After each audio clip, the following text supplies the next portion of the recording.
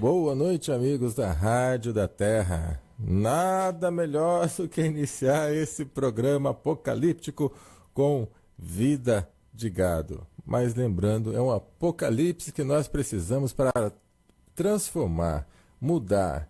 Não dá mais para ficar como está.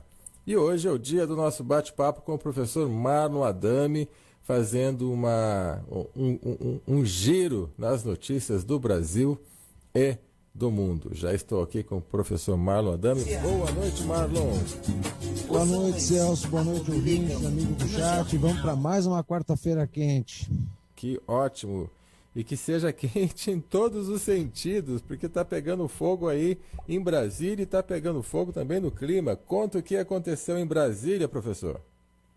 Bom, nós vamos começar hoje com algumas fofoquinhas do dia. Fofoca. Aqui em Brasília hoje, como de costume, né, além das greves costumeiras, a Polícia Civil encerrou a greve. Em compensação, nós tivemos hoje uma mobilização do MST e do Movimento do Sem Teto, né?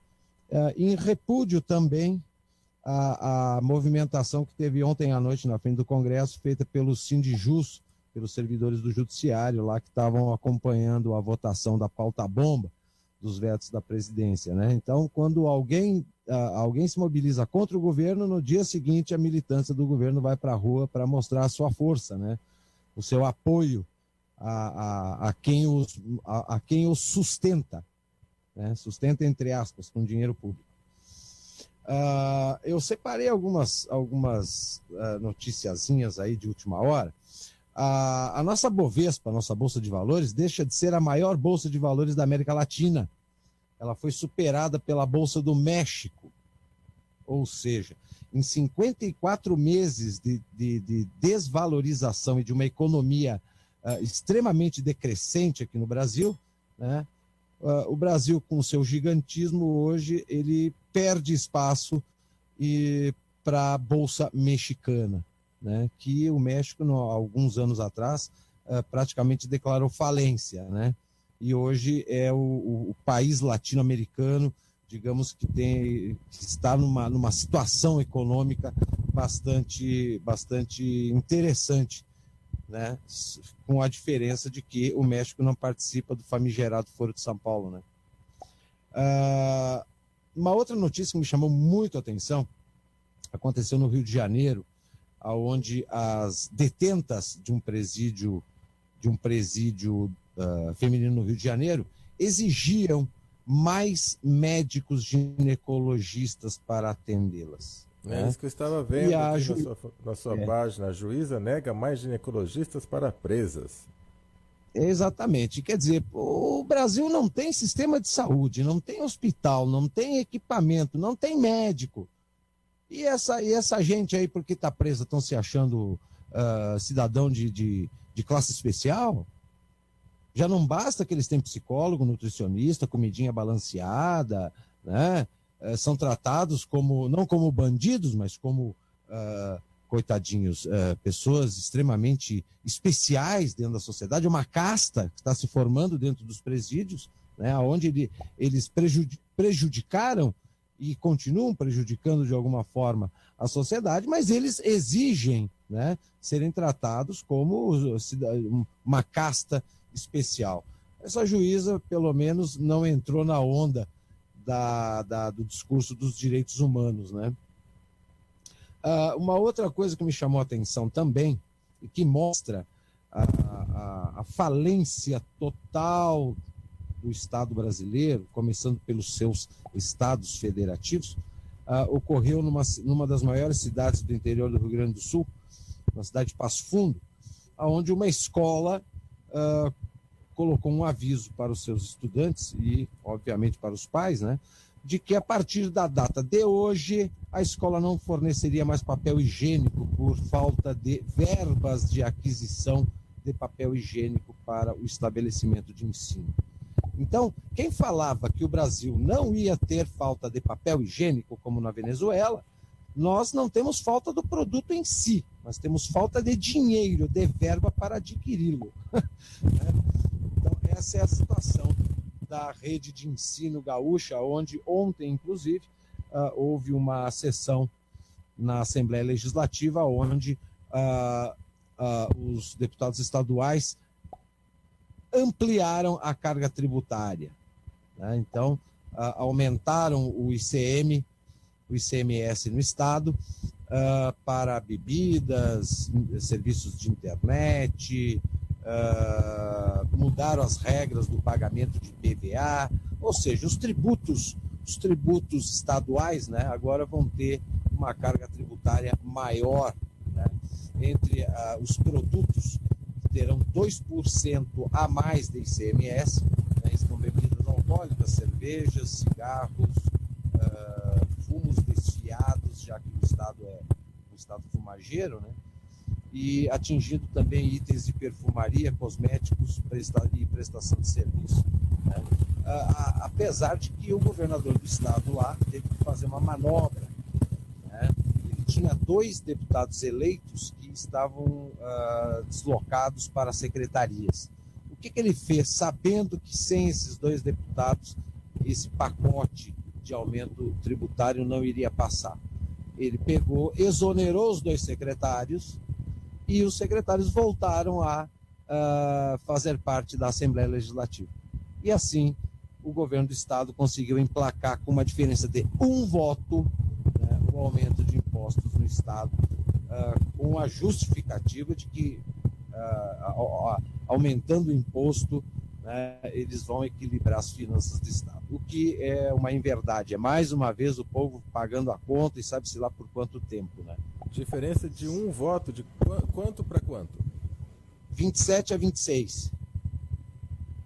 Então foi páreo a páreo a coisa aí. Sim, foi a diferença mínima. Era o que ele precisava. Ele botou aqueles 2 deputados. E fora os arranjos de última hora com outros deputados lá, né? E essa prática, ela não se resume apenas no âmbito estadual, né? Isso acontece em várias assembleias legislativas do Brasil afora e não é diferente aqui em Brasília. Afinal de contas, ontem era para ser votado os vetos presidenciais com relação ao ajuste fiscal, né? E o que ocorreu? A dona Dilma, de última hora, sinalizou para o PMDB, do seu Renan Calheiros e do seu Eduardo Cunha, o Ministério da Saúde, o ministério que tem o maior orçamento da esplanada. Aí o que ocorre? O PMDB, o executivo, né, direciona o país, né, e o que precisava ser feito não foi. Isso aí agora só vai voltar à pauta semana que vem, conforme o andar da carruagem nos bastidores políticos, né? Quem não... Marlon, só um minutinho, por gentileza. Dá uma ajustada de novo no fio do microfone aí, que aquele barulho retornou. Vamos ver se aí. Isso, maravilha. Obrigado. Agora, aí veio a pergunta: quem é que não participou da sessão da Câmara ontem? Quem promoveu a falta de quórum? Quem promoveu a falta de quórum foram exatamente aqueles deputados de partidos menores que não ganharam absolutamente nada ou não foram privilegiados com os agrados do Executivo. Então, os deputados da base aliada e do PMDB estavam lá. Alguns do DEM, do PSDB estavam, mas aqueles outros deputados de partidos, entre aspas, nanicos, né, que nunca ganham nada, esses aí simplesmente deram as costas para a importância da votação, né, e promoveram a falta de quórum, trancando a pauta, né?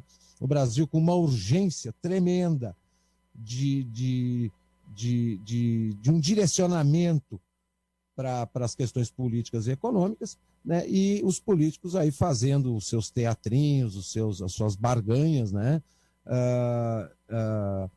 Empurrando a nossa emergência com a barriga, né? Porque hoje é quarta-feira, amanhã, meio-dia, não tem mais deputado nenhum aqui, né? Todos eles retornam para suas bases eleitorais, né? Então, eles chegam na terça-feira, meio-dia, quinta, meio-dia, vão embora, ou eles fazem alguma coisa na terça, tarde e noite, ou quarta, ou então só na semana seguinte, porque amanhã de manhã ninguém trabalha. E aí, o Brasil e a sociedade continuam esperando que a nossa democracia madura, forte, de instituições consistentes e funcionando, né, resolva o problema. Não há solução por via democrática. Está mais do que provado que aquele aparelhamento, tanto no legislativo quanto no judiciário, ele fica cada dia mais explícito. O Brasil é a última preocupação da classe política. A primeira preocupação deles é o projeto de poder, é as vantagens, são as barganhas. Por que do interesse do PMDB, por exemplo, em ter o Ministério da Saúde? Só porque é um ministério que tem o maior orçamento? Mas o que eles vão ganhar em ter esse ministério? Quer dizer, existem muitas questões aí que as pessoas não se aprofundam. Existe alguma vantagem eles vão ter que ter, porque quanto maior o ministério, maior o orçamento, maior são os problemas. Ainda mais, o país inteiro está ciente que nós não temos mais saúde pública. Então, o Ministério da Saúde hoje, tirante o maior orçamento, é um abacaxi dos mais espinhosos. Marlon, você falou uma palavra, as pessoas não se aprofundam, ficam só na maquiagem da coisa, e realmente é extremamente importante a gente ter esse programa para ir no mais além. Desculpa interromper, mas que as pessoas ficam só no blá blá blá, né? Xingam daqui, xingam dali, mas vamos ver exatamente o que é a coisa. Por isso que eu fico muito feliz com as suas informações. Obrigado. É muita superficialidade na análise, entende? Não basta a gente simplesmente dizer, não tá bom, assim não pode, fora Dilma, fora PT. Isso não é solução. Isso não é resultado. Tanto não é resultado que o seu Eduardo Cunha hoje, ele anunciou o rito do impeachment. Tá? Então, como é que vai funcionar a questão do impeachment? Ele não vai decidir nada, ele vai empurrar para o plenário votar se quer, se pode ou não pode abrir o impeachment. Então, essa história de impeachment pela via democrática, com pedido feito pelo MBL, pelo Turma, pelo Hélio Bicudo, pode ser o Papa pedindo impeachment. Com esse Congresso aparelhado, todo ele cooptado pelo governo, tá? Nós não vamos sair desse buraco nunca. A mesma coisa o STF. Todo mundo aí faz mais de um ano que está aí acompanhando a novela Lava Jato. Agora a corrupção vai acabar. Por que vai todo mundo para a cadeia? Por que vamos prender o Lula? Que prender o Lula? Que prender a Dilma? Hoje o STF, aparelhado com os indicados pelo seu Lula e pela dona Dilma, simplesmente pegaram todo o trabalho consistente da Justiça Federal de Curitiba, tá? E fragmentou. Vai ter inquérito da Lava Jato espalhado por São Paulo, Curitiba, Porto Alegre, para tudo que é lado. Cada um vai dar a velocidade nos inquéritos que quiser, do jeito que quiser. O seu Sérgio Moro, que estava virando super-herói, vai virar um juiz normal, vai trabalhar dentro de uma limitação dentro dessa operação, de um limite de inquéritos, tá? E essa Lava Jato vai demorar, se é que vai ter algum final, tanto tempo ou mais do que o mensalão. O mensalão demorou 7 anos, 7 para 8 anos.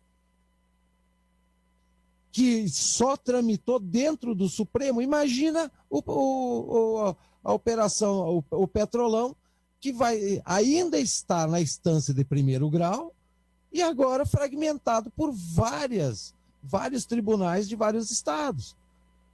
Mas prenderam o Vacari, 20 anos para um, 15 anos para outro. Esses caras vão recorrer. Eles vão recorrer em segundo grau, e se eles forem condenados, eles vão recorrer no STJ. E se o STJ também condenar, eles vão recorrer no Supremo. Isso aí demora tempo. Vai demorar tanto tempo que o Petrolão vai perder o sentido da mesma forma que foi o mensalão.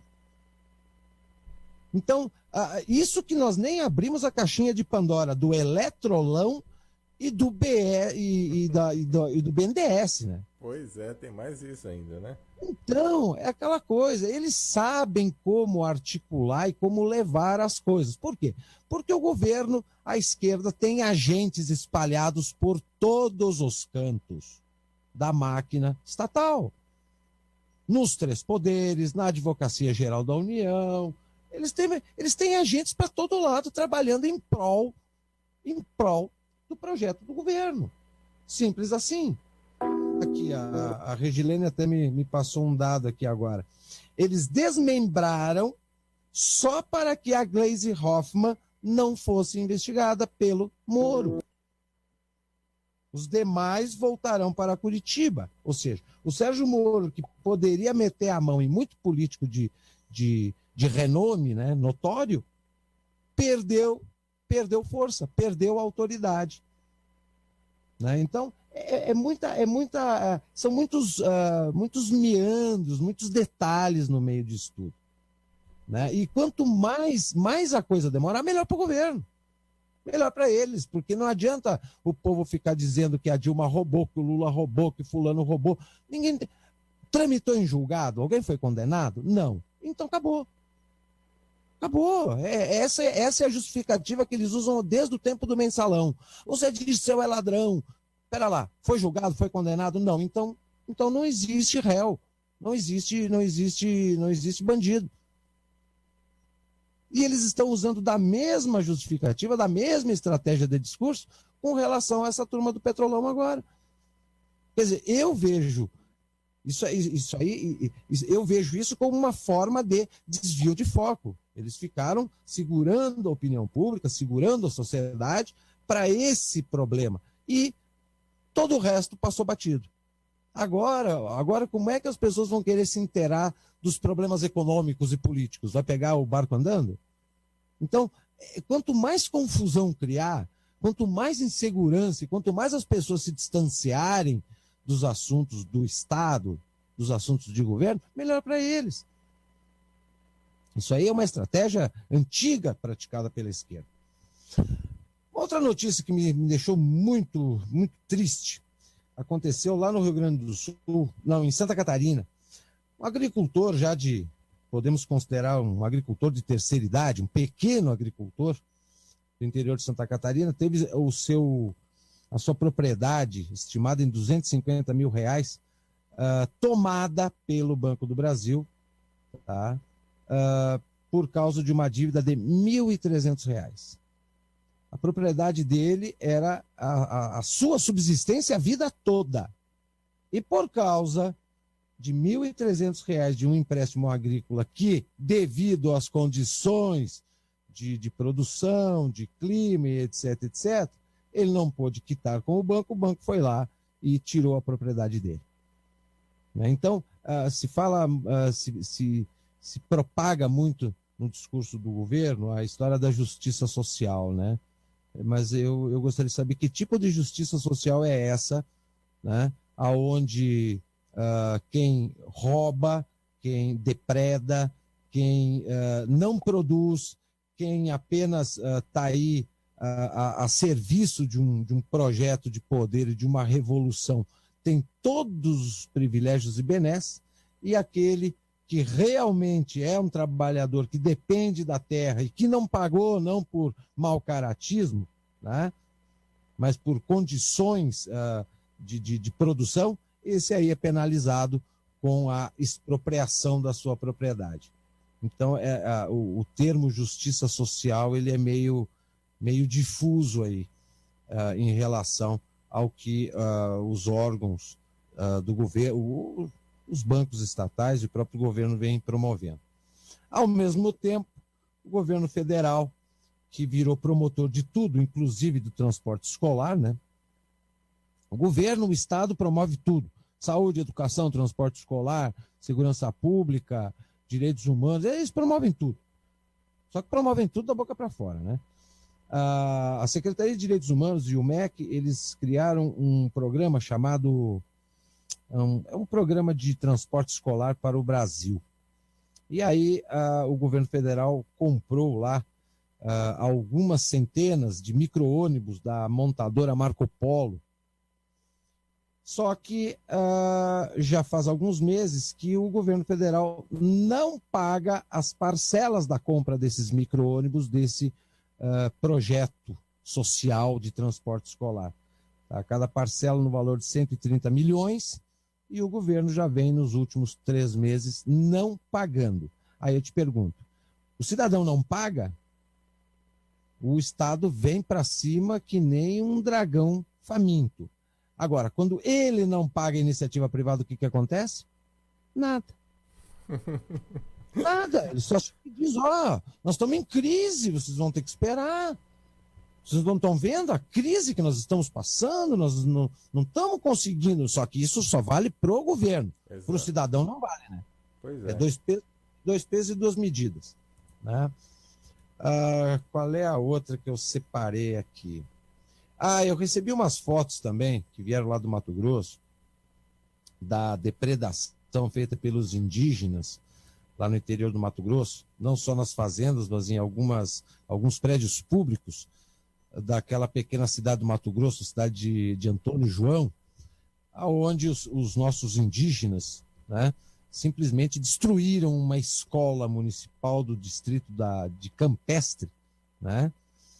Não bastou eles depredarem as fazendas, eles tiveram que destruir, inclusive, a escola que eles mesmos frequentavam. Tá? As fotos, assim, de um vandalismo ímpar. Né? Mas isso aí, o governo diz o quê? Nada. O governo não diz nada. Né? Eles têm direito de se manifestar. É o direito de manifestação indígena, é o jeito deles. Então, o que a gente pode fazer, né?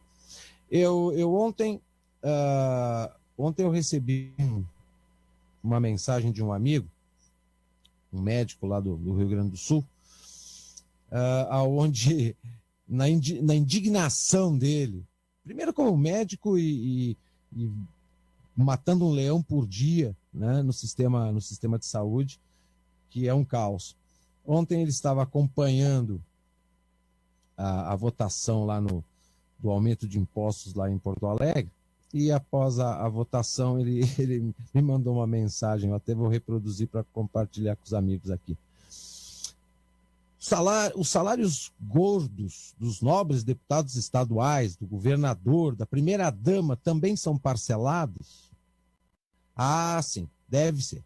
Só que eles ganham muito mais e não servem para nada, só para atrapalhar a vida dos que trabalham. Meu velho avô, que lutou na Revolução de 30, sempre dizia: a diferença entre o político e o excremento é que o excremento serve para adubar. Já o outro, nem para isso serve. Né? Então, as pessoas elas estão a cada dia mais indignadas, porém, elas estão se sentindo atadas, sem saber o que fazer. Elas não conseguem enxergar um caminho para que elas possam participar, para que elas possam se manifestar, para que elas possam, de alguma maneira, pelo menos desabafar. E esse desabafo tem eco. Não existe eco do cidadão. Está tudo dominado. Está tudo aparelhado. A dona Dilma, ontem, ela assinou um decreto que eu achei uma belíssima de uma sacanagem, né? Um decreto onde ela limitava a ação de críticas, tá? De críticas. Sem contar que existe também uma PEC, que é uma PEC que foi desmembrada do Marco Civil da Internet, aonde as pessoas elas podem ser criminalizadas por ofender políticos. Peraí, desculpa, limitação de crítica? Crítica significa ter um limite para receber uma crítica? É tipo assim, se eu chegar e botar lá, a Dilma é guerrilheira e ladrona, se ela achar que eu estou ofendendo ela, ela pode entrar, me processar e me botar na cadeia por causa disso. Se a minha postagem gerar uma ira e alguém for lá e matar a dona Dilma, a minha pena vai ser dobrada. Saquei, mano. Entendeu? É isso Então, que eu tenho pra falar, saquei.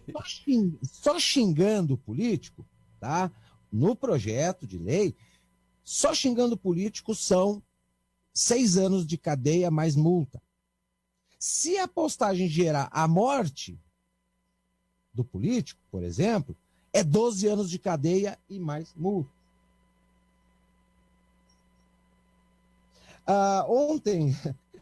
Ontem à noite, acompanhando a sessão da Câmara, era mais de 1 hora da manhã,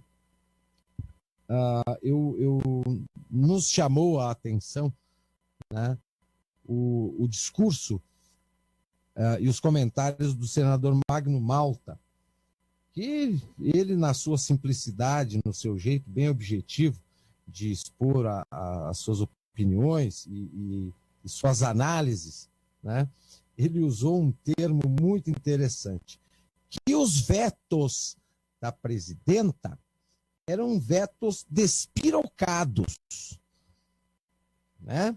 Vetos despirocados. Né? Hoje à tarde ele disse o seguinte, que não adianta a dona Dilma ficar provocando falta de quórum, tá? Ela pode continuar tomando bastante Lexotan para dormir, porque um dia vai haver quórum.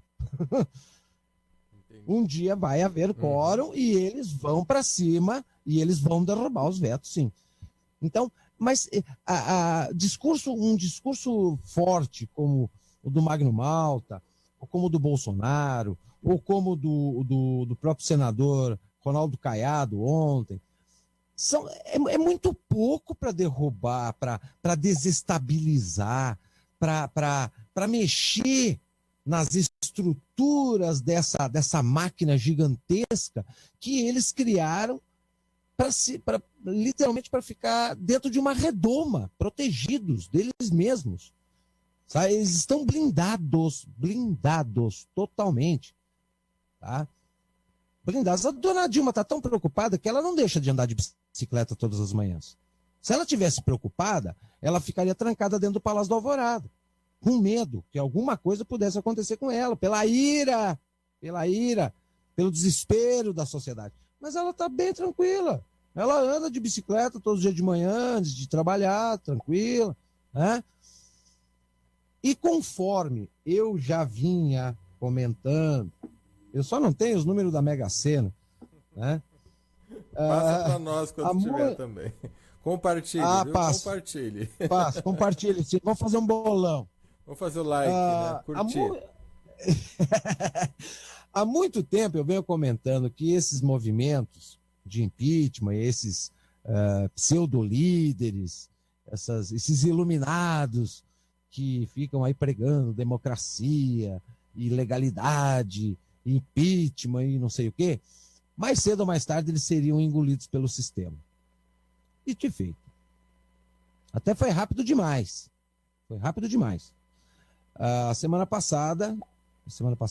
Segunda-feira, eu vi uma matéria onde um dos líderes do MBL, o Movimento Brasil Livre, está sendo sondado por 3 partidos para se candidatar em 2016.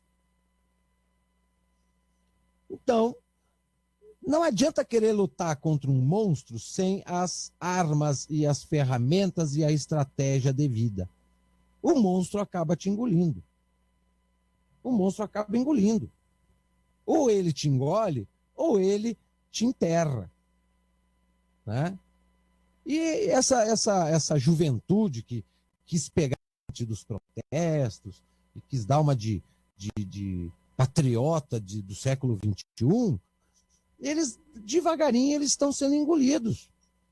Por quê? Porque, primeiro, eles não têm vivência, bagagem de vida, conhecimento profundo do que seja a esquerda, a política de esquerda, a política dentro da esfera da máquina pública. Eles não têm noção. Né? Eles se meteram aí a facão sem cabo, que nem a gente diz lá no Sul, né? Naquela emoção, naquela onda de euforia juvenil. né? Só que aí eles acabam se condenando, né? Acabam pisando na jaca, muito bem pisado, diga-se de passagem, quando vem a furo aquele sentimento que qualquer ser humano tem e que, por vezes, ele acaba sendo derrubado, né? Que é a vaidade. Né? Então, de um líder de um movimento patriótico, mesmo que seja um movimento natimorto, uma causa natimorta, mas hoje, né, esses pseudo-líderes aí estão sendo sondados para entrarem e participarem dessa política falida, fictícia, ineficaz, que só trabalha em prol da manutenção dessa ditadura de esquerda que nós já estamos vivendo. Então, tem um ditado que diz assim, né, Celso? Nada melhor que um dia após o outro, sabe? Com certeza. O melhor remédio é um dia após o outro. Em alguns momentos atrás, você comentou que a população fica aí no meio dessa jogada, praticamente não tem muito o que fazer, porém a própria população não colabora. Eu estou vendo aqui, prefeito tem bens bloqueados por usar dinheiro público com bebidas alcoólicas e preservativos. É o prefeito lá de Montenegro, Roraima. Estou vendo a foto do cidadão aqui, ele é jovem, 26 anos, com óculos azul, ou seja, tipo um boy, né? Inclusive ele está com R$ 133 mil gastos sem comprovação. Será que esse não é um caso daqueles que faz uma música bonitinha para tocar no carro de som e o pessoal vota só por causa da música, porque o rapaz é bonitinho, é garotão? Mas sem sombra de dúvida, sem sombra de dúvida. É aquela coisa, quando a esquerda voltou a atuar na política, lá em 85, eles propagaram de uma forma muito feroz e que convenceu grande parte da população de que aqueles governos anteriores eram corruptos. E eles iam acabar com a corrupção. Tanto que o PT era o partido da ética e da moral, né?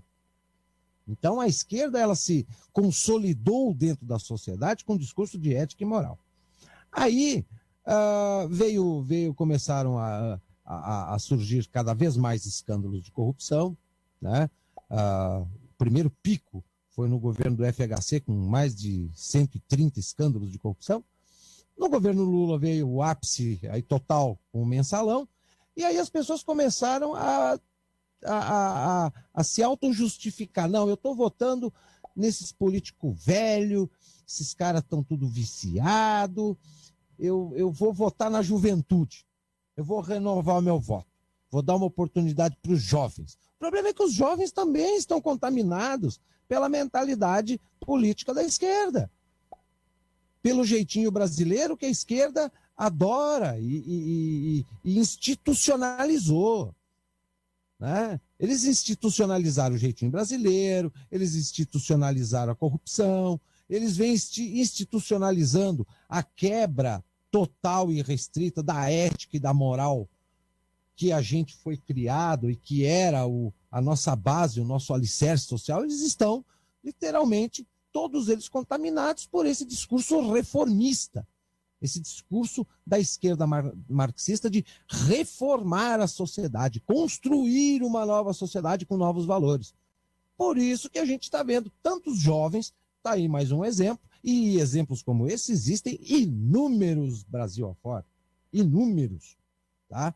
Inclusive, vamos juntar mais um casinho. Tem um pseudo-líder aí de oposição que o rapazinho fica me pregando legalidade, justiça e não sei o quê, e o rapazinho tem 27 processos nas costas. Rapazinho? Que rapazinho é esse?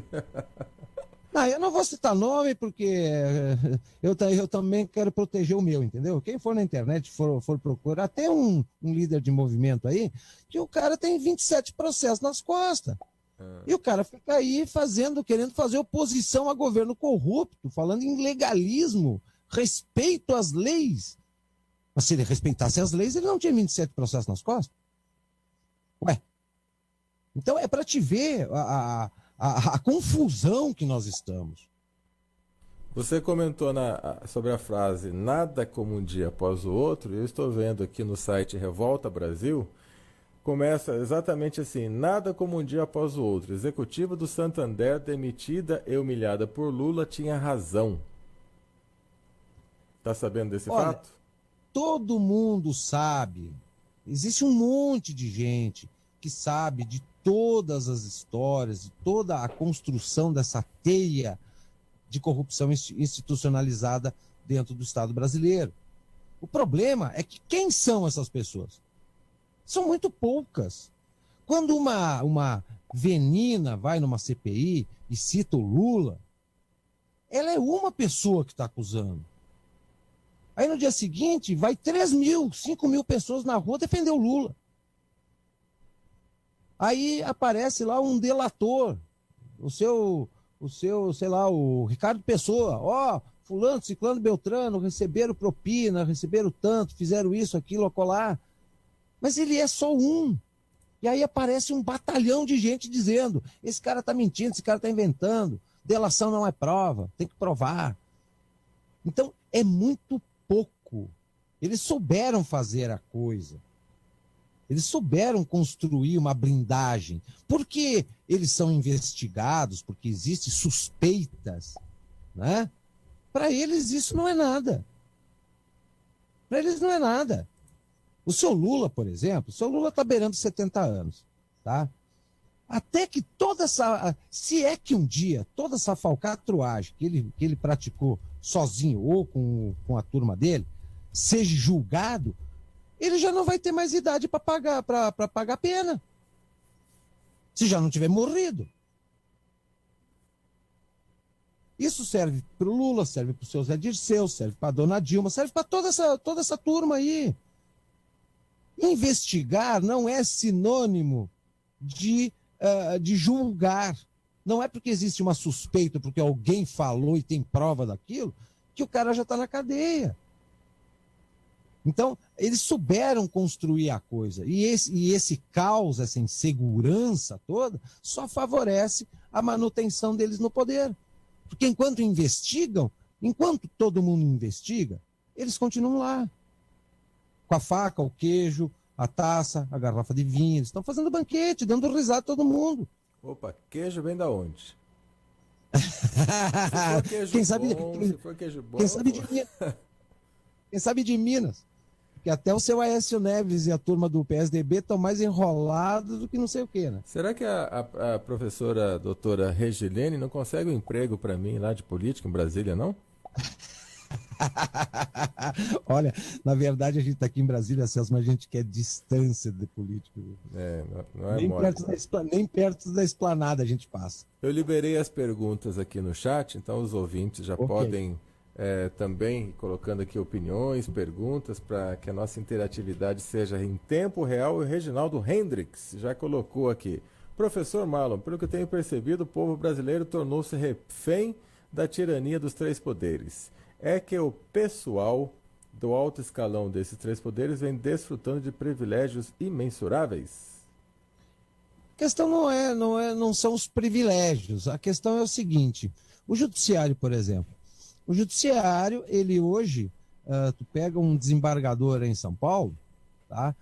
Cada desembargador tem... cada desembargador não. O tribunal, por dia, tá? Ele bota em pauta em torno de 500 a 600 mil processos.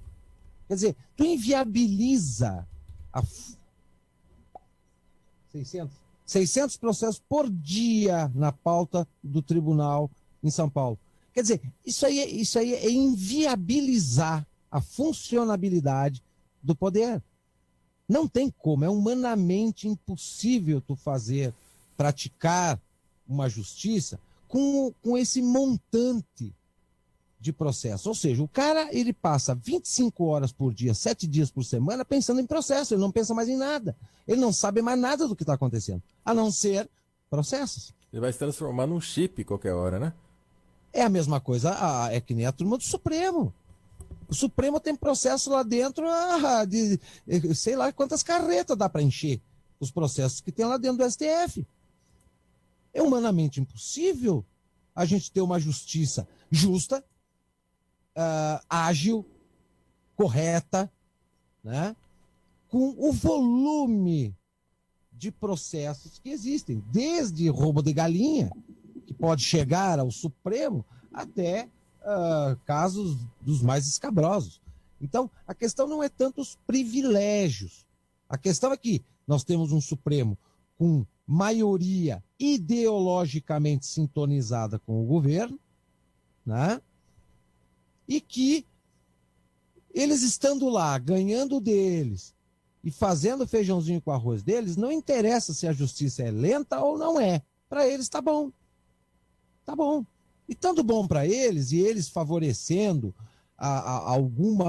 algumas questões de interesse do governo, tá excelente, tá ótimo. O que eles querem mais?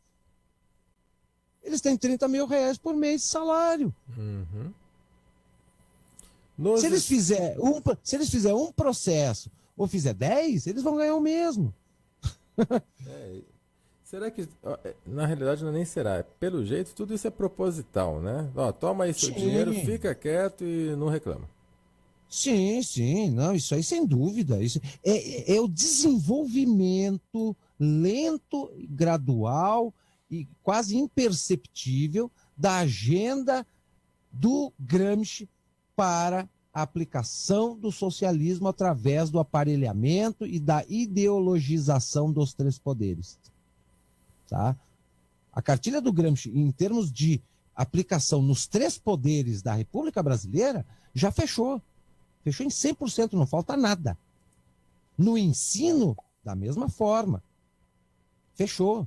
O Brasil está sofrendo na integralidade na prática, a aplicação da cartilha gramscista no Brasil, que começou lá atrás com o seu Fernando Henrique Cardoso.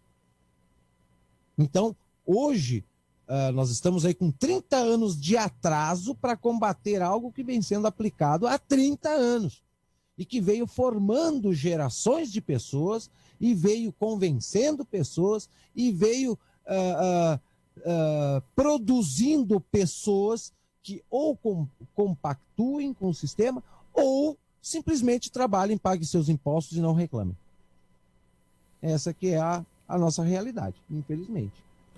Lula prova do gosto da desaprovação social e é hostilizado em aeroporto. O vídeo já foi retirado aqui do YouTube. Tá sabendo sobre isso?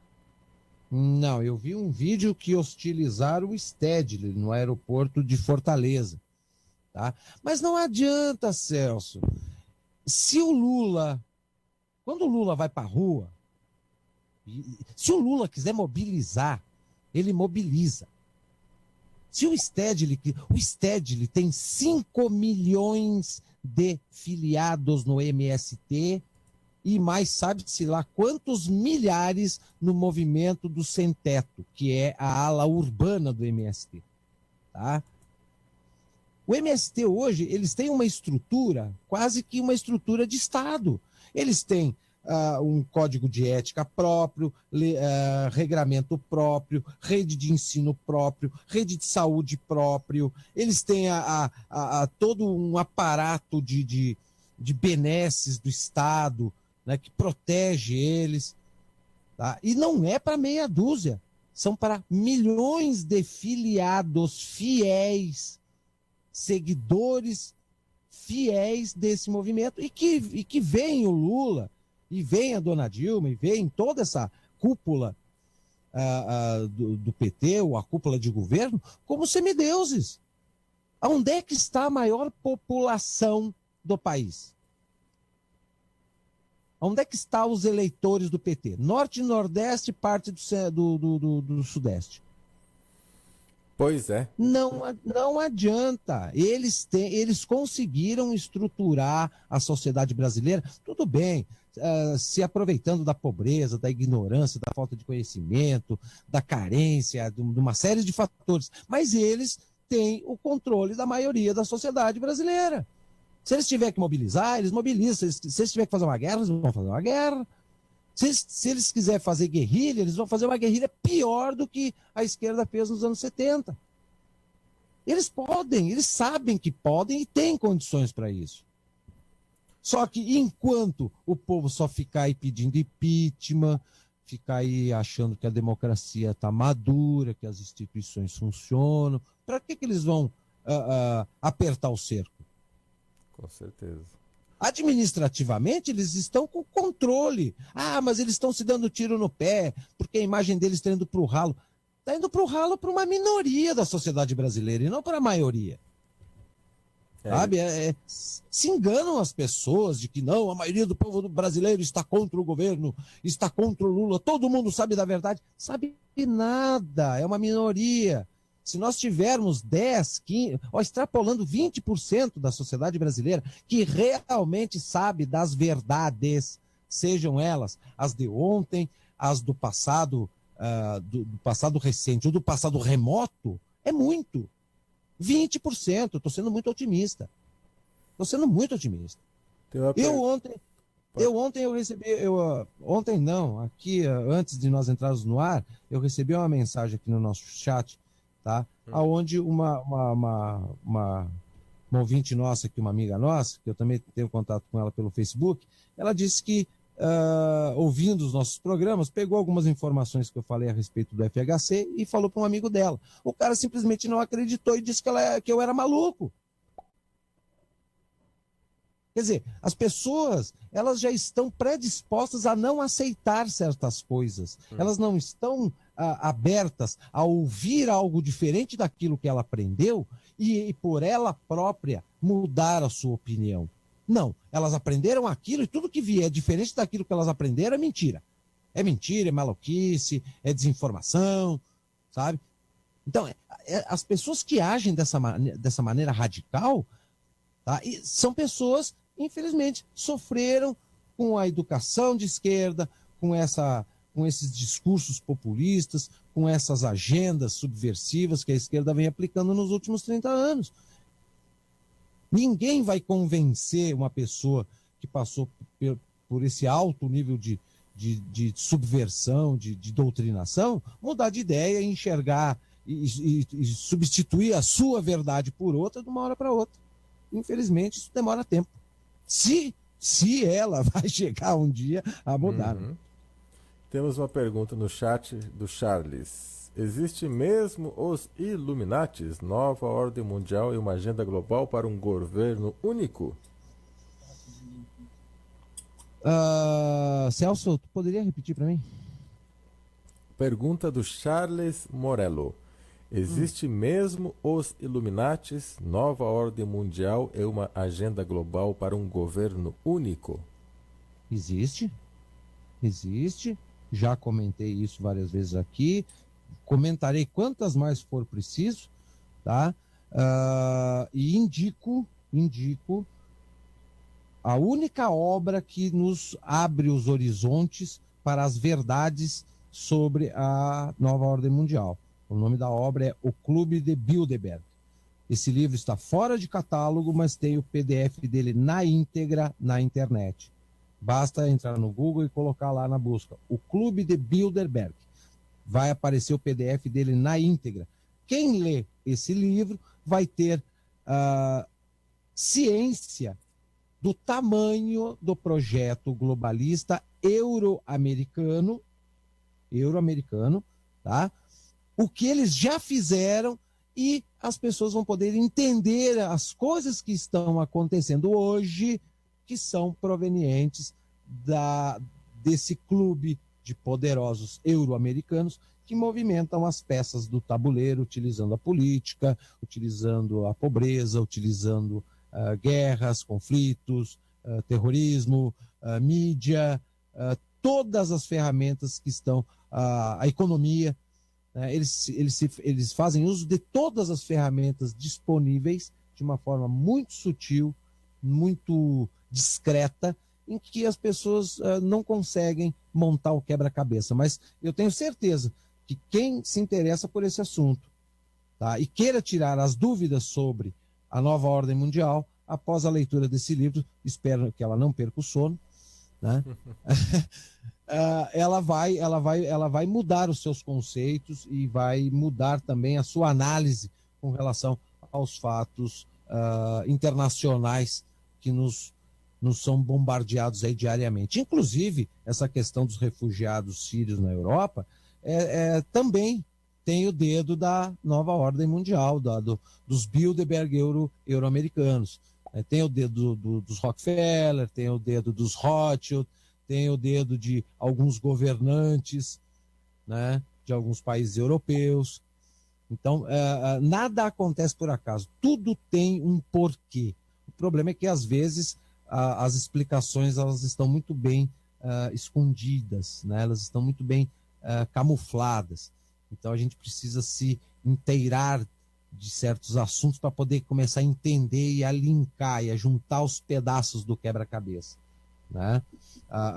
Os refugiados hoje, eu vi uma notícia hoje, Celso, eu não sei até que ponto a Alemanha vai aguentar o tranco com a benevolência da dona Angela Merkel em querer botar 800 mil refugiados até o final do ano lá dentro da Alemanha. Não sei até que ponto a população alemã vai aguentar. Porque lá hoje, por exemplo, no verão europeu, até meados do outono deles, que está começando agora, lá existem as piscinas públicas, né? Os refugiados estão frequentando as piscinas públicas e não estão assediando, eles estão botando a mão nas mulheres alemãs, tá? Inclusive, já houve constatado uma onda de estupros contra mulheres alemãs promovidas por refugiados, né? Então, o choque de culturas, o choque de mentalidades entre os muçulmanos, como o próprio Vladimir Putin disse, né, os muçulmanos bárbaros, primitivos, né, e o Ocidente, né, o choque dessas culturas, o choque dessas mentalidades já começam a mostrar resultados, e não muito agradáveis. Por outro lado, alguns países que até então eram benevolentes, né, já estão fechando suas fronteiras, estão mandando o povo de volta e dá um basta, né? Porque é literalmente botar 1 milhão de pessoas numa tacada só, despejando de paraquedas. Não é só pelo fato do número de pessoas, mas o fato desse choque cultural. O povo quer ir para a Alemanha, mas não fala alemão. O povo quer trabalhar, mas não tem profissão. Não consegue se adequar. Eles querem o quê? Montar um país dentro de um outro país? Na França já estão falando lá, na França não, na Dinamarca, os muçulmanos lá já estão querendo montar um califado dentro da Dinamarca. O que isso quer dizer? Eles querem um território dentro da Dinamarca para criar um país deles. Criar um Estado muçulmano dentro da Dinamarca. Quer dizer, isso aí não vai dar boa coisa. Com certeza. Não vai dar boa coisa. Por isso que é muito estranho essa palavra refugiado, né? Tem muita coisa por trás dessa palavra. Mas antes tem aqui a pergunta do Rubens, ouvinte da rádio. Professor Marlon, se os 3 poderes estão contaminados, o que o Ministério Público tem de força para mudanças ou interromper a situação atual? O Ministério Público também está tão contaminado quanto o restante da máquina estatal. O Ministério Público, na verdade, há muito tempo já devia ter fechado as portas, porque não cumpre com a sua função há décadas. Tá? É um bando de gente que ganha muito bem, né? Poderia prestar um melhor serviço para a sociedade, mas não presta. Não presta por quê?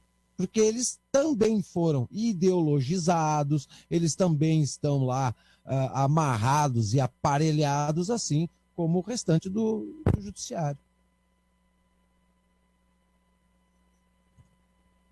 Tem uma notícia que eu estava lendo aqui hoje, deixa eu só ver se eu encontro. Aqui. Nos Estados Unidos, Dilma defenderá a reforma do Conselho de Segurança da ONU. Que raios que é isso? Essa mulher tá... olha, o Brasil já está mais desmoralizado, está com uma imagem tão pífia perante a opinião pública internacional. E essa mulher vai continuar falando bobagem,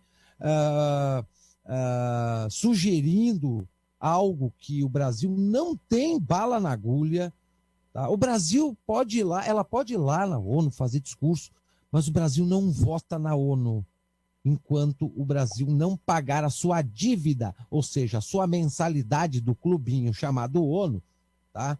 Enquanto o Brasil não pagar a dívida que tem com a ONU, o Brasil não vota. Enquanto o Brasil não pagar a dívida que tem com o Tribunal de Haia, o Brasil não pode ocupar esse tribunal internacional.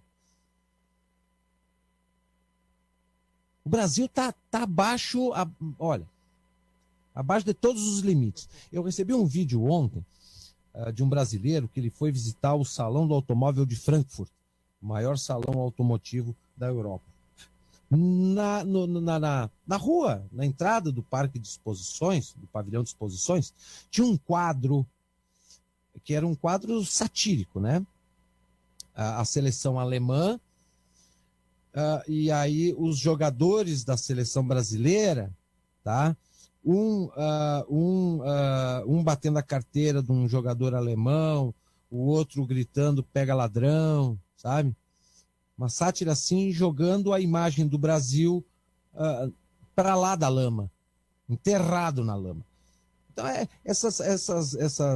esses rompantes que o executivo dá, não, porque nós vamos para a ONU, porque eu vou conversar com o Obama, porque eu vou conversar com o Putin sobre o BRICS. O Brasil não tem capacidade nem para dar conta das suas necessidades, vai querer meter o nariz lá fora. Com 92 tributos obrigatórios, o Brasil fica em último em ranking de retorno de impostos ao contribuinte. E vai piorar mais. Vai piorar mais. A nossa carga tributária, ela gira em torno, ela flutua, né? Entre 68% e 76%. Tá? Quando o governo dá uma isençãozinha aqui e ali, então ela dá uma flutuada para menos. Mas gira em torno disso. O retorno dos nossos impostos, ele se equipara a países miseráveis da África. Ditaduras sangrentas como Serra Leoa, que é um paizinho que quase não aparece no mapa, miserável, em guerra civil há não sei quanto tempo. Esse é o retorno dos nossos impostos, igual a um país que está em guerra há décadas, que tem uma ditadura sangrenta há décadas, que está destruído por uma guerra há décadas. Tá tudo errado, tá tudo errado. Eu tô dando uma controlada no relógio aqui, Celso. Eu gostaria de, antes...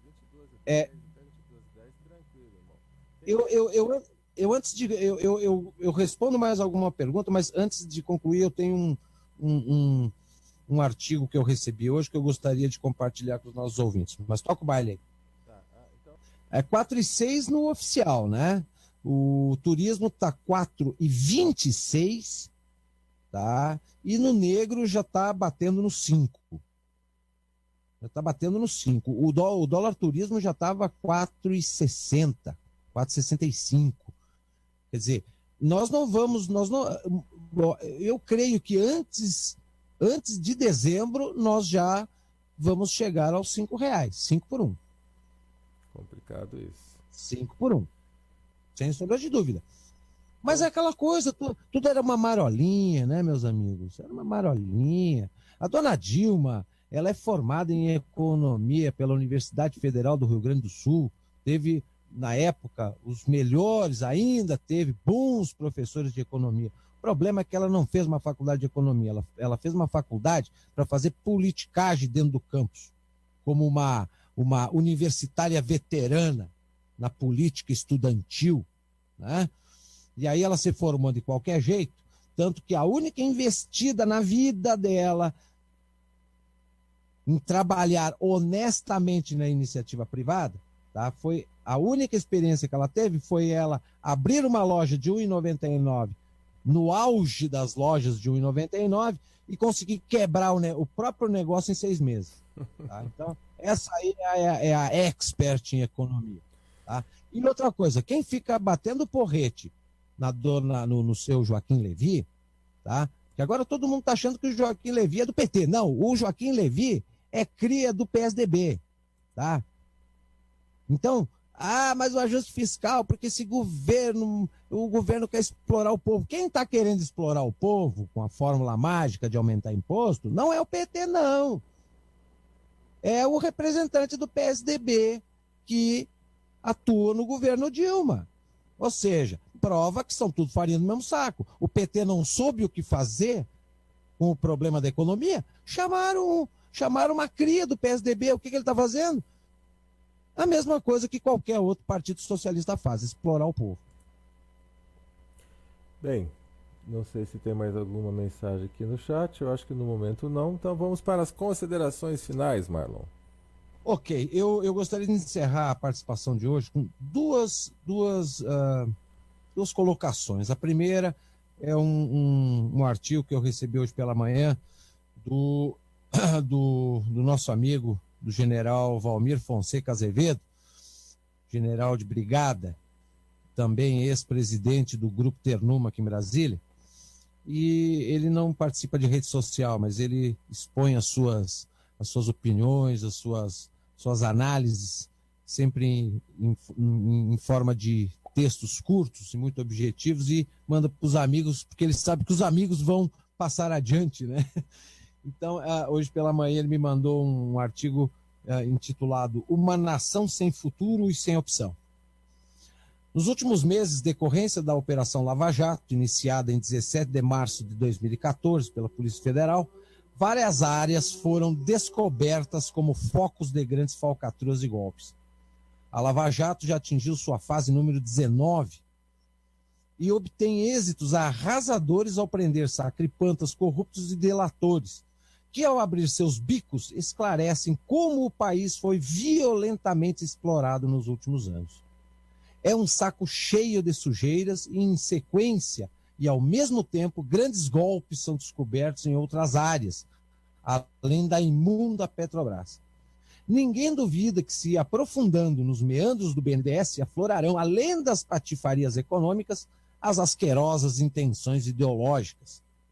No mesmo caminho, caso se aprofunde nas gastanças dos estádios, agora arenas para a Copa do Mundo, descobriremos o quanto esta nação foi descarada e explicitamente roubada.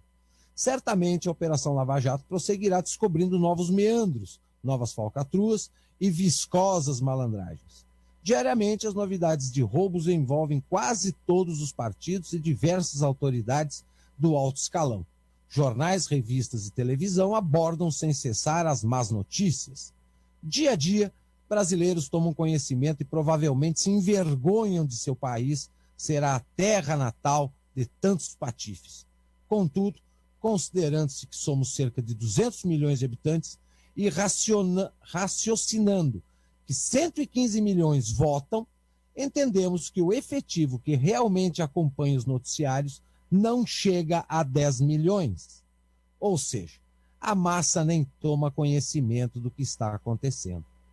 Dias atrás, tive um contato com um coronel da reserva e, na conversa lá pelas tantas, falei que fui presidente do Ternuma, mas uma ONG intitulada Terrorismo Nunca Mais.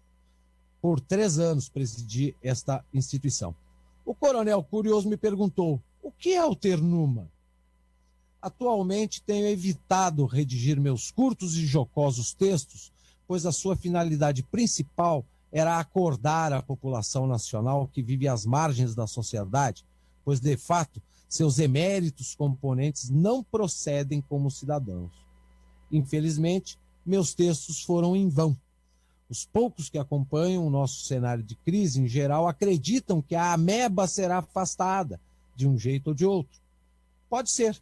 Motivos e respaldos legais não faltam, porém nada que a impunidade não resolva. Na prática, devemos aguardar a pior das soluções, uma vez que muitos políticos do alto escalão estão envolvidos nas falcatruas e, portanto, só ocorrerá algo que não os prejudique. Basta observarmos como o tempo vai passando e nenhuma medida eficaz é desencadeada para o bota fora da inútil. E isto ocorre pela busca dos interessados por uma solução que não os prejudique. De nossa parte, aguardamos que o conluio das partes interessadas, os levem à exclusão da inútil. Entretanto, quem conhece as artimanhas de nossas autoridades pode deduzir que o resultado deverá ser o melhor para todos. Para eles, é lógico.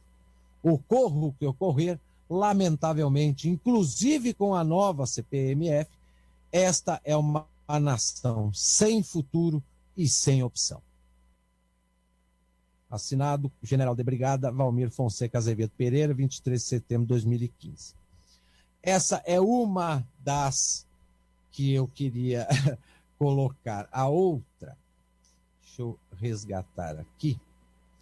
Onde é que está? Onde é que eu coloquei agora? Está para cá. Aqui. Não. Pode me mandar de novo o e-mail. Celso, infelizmente, mas infelizmente mesmo, não é pessimismo, não é derrotismo, é realismo. Não basta, não há condições legais, administrativas, coerentes dentro de uma ditadura. Tá lá a Venezuela, todo mundo na rua, tomando cacetada, indo para frente dos tribunais, xingando o Nicolás Maduro, todo mundo fazendo aquilo que o brasileiro não fez ainda 10% do que os pobres venezuelanos já fizeram nesse último ano e meio, 2 anos, tá? Só que o brasileiro, por incrível que pareça, ele é um povo que ele gosta de ser iludido, sabe? Ele não trabalha com a cabeça, ele só trabalha com a emoção e com as pernas. Será sabe? que é preguiça? Eu não sei, Celso, eu não sei se isso aí faz parte da contaminação, da subversão das esquerdas ao longo dessas últimas décadas, mas a gente chega e diz, não basta. Sim, mas então vamos fazer o quê? Estuda, leia, se informe melhor, larga essa emoção juvenil, essa rebeldia imbecil que não leva a lugar nenhum, porque nós não precisamos de circo, nós precisamos de pessoas profundamente conhecedoras do assunto e conhecedoras do métier, das coisas que estão acontecendo. Não tô afim não, vou assistir o programa do Faustão.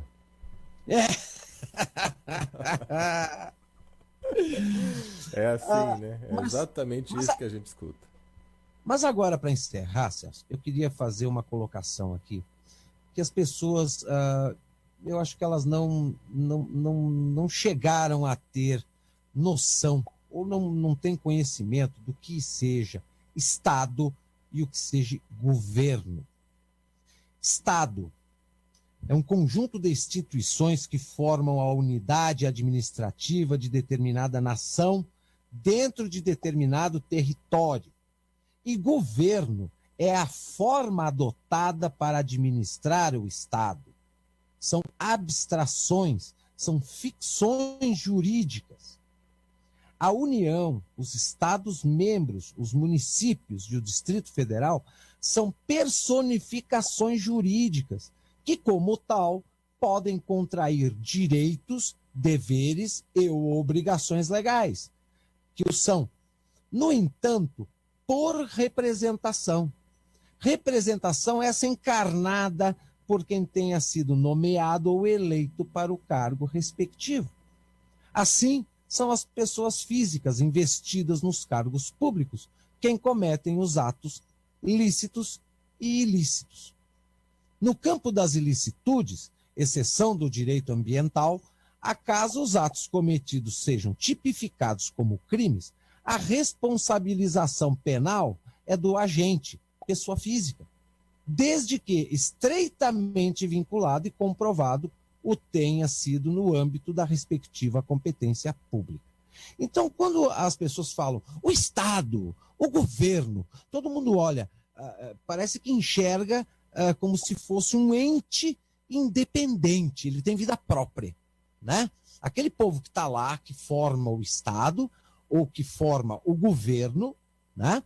Já que o governo é uma opção dentro do sistema democrático, uma opção uma opção administrativa, né? O Estado é uma ficção. Quem forma o Estado somos nós. Nós, com o nosso poder político, nós transferimos o nosso poder de governar através das urnas para dar poder para alguém ser o meu representante e formar o Estado. O problema é que o Estado brasileiro ele não tem independência. Ele se coloca diante da sociedade como se fosse um ente independente com superpoderes. Ninguém se mete contra o Estado. O Estado está acima de tudo e de todos. Não. O Estado só sobrevive por causa do poder do povo. E esse poder do povo ele pode ser aplicado a qualquer momento, não é só a cada 4 anos nas urnas. Mas também ele não pode ser aplicado em passeatas circenses ou levantando bandeiras natimortas. Nós temos, por isso que eu digo, a gente precisa ter conhecimento profundo de política, do cenário, da história, dos trâmites da política nacional, para podermos bem praticar o nosso poder popular que emana do povo e que legitima o Estado brasileiro. Então as pessoas elas têm que começar a olhar para o Estado não como uma super instituição, mas algo que só existe porque o povo, através do seu poder, envergou o poder para outros representarem. Tá? Então essas questões elas precisam ser bem melhor analisadas pelas pessoas para elas poderem praticar a sua cidadania de forma correta. Vamos aprofundar esse tema no próximo programa, iniciar o próximo programa com esse poder do povo, poder, Estado, o que é, o que podemos fazer. Eu acho isso extremamente importante, já que nós precisamos aprofundar e deixar essa maquiagem de reclamações, eu imagino que a gente tenha muito assunto para passar para os ouvintes sobre isso. Concorda? Perfeito. É uma pauta tão simples, é conceitual, é básica.